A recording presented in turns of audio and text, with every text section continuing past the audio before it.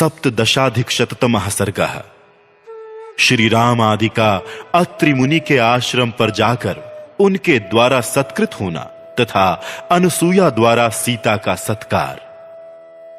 उन सब ऋषियों के चले जाने पर श्री रामचंद्र जी ने जब बारंबार विचार किया, तब उन्हें बहुत से ऐसे कारण ज्ञात हुए जिनसे उन्होंने स्वयं भी वहां रहना उचित न समझा। उन्होंने मन ही मन सोचा, इस आश्रम में मैं भरत से, माताओं से तथा पूर्ववासी मनुष्यों से मिल चुका हूं। वह स्मृति मुझे बराबर बनी रहती है और मैं प्रतिदिन उन सब लोगों का चिंतन करके शोक मग्न हो जाता हूं। महात्मा भरत की सेना का पड़ाव पड़ने के कारण हाथी और घोड़ों की लीदों से यहां की भूमि अधिक अपवित्र कर दी गई है। अतः हम लोग भी अन्यत्र चले जाएं, यही ठीक है। ऐसा सोचकर श्री रघुनाथ जी सीता और लक्ष्मण के साथ वहां से चल दिए।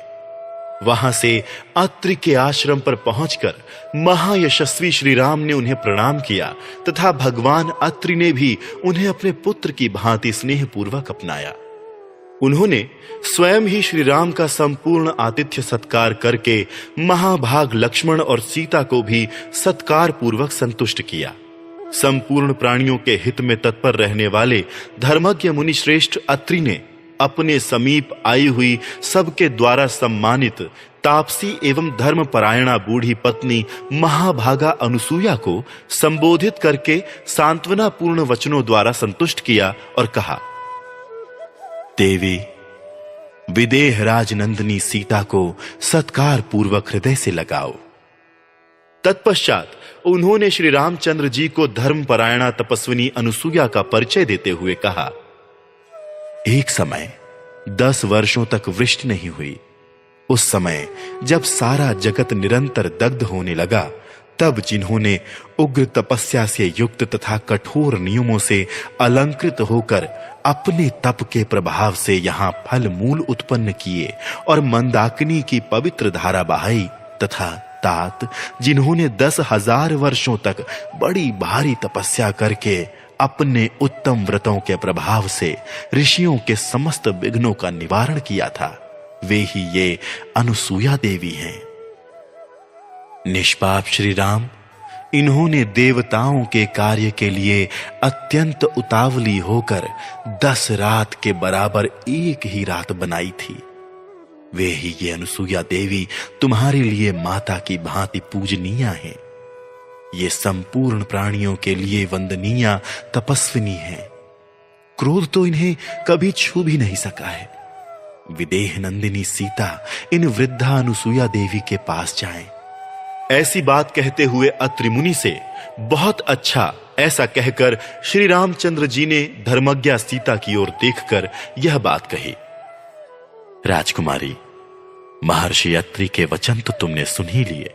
अब अपने कल्याण के लिए तुम शीघ्र ही इन तपस्विनी देवी के पास जाओ, जो अपने सत्कर्मों से संसार में अनुसूया के नाम से विख्यात हुई हैं। वे तपस्विनी देवी तुम्हारे आश्रय लेने योग्य हैं।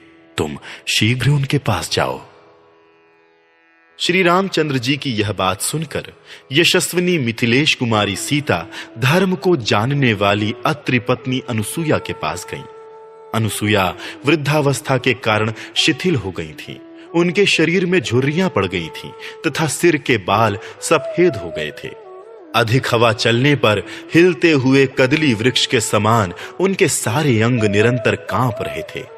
सीता ने निकट जाकर शांत भाव से अपना नाम बताया और उन महाभागा पतिव्रता अनुसूया को प्रणाम किया। उन संयमशीला तपस्विनी को प्रणाम करके हर्ष से भरी हुई सीता ने दोनों हाथ जोड़कर उनका कुशल समाचार पूछा। धर्म का आचरण करने वाली महाभागा सीता को देखकर बूढ़ी अनुसूया देवी उन्हें सांत्वना देती हुई बोली, सीते, सौभाग्य की बात है कि तुम धर्म पर ही दृष्टि रखती हो। मानिनी सीते, बंधु बांधवों को छोड़कर और उनसे प्राप्त होने वाली मान प्रतिष्ठा का परित्याग करके तुम वन में भेजे हुए श्री राम का अनुसरण कर रही हो। ये बड़े सौभाग्य की बात है। अपने स्वामी नगर में रहें या वन में, भले हों या बुरे, जिन स्त्रियों को वो प्रिय होते हैं उन्हें महान अभ्युदयशाली लोगों की प्राप्ति होती है। पति बुरे स्वभाव का मनमाना बर्ताव करने वाला अथवा धनहीन ही क्यों ना हो, वह उत्तम स्वभाव वाली नारियों के लिए श्रेष्ठ देवता के समान है।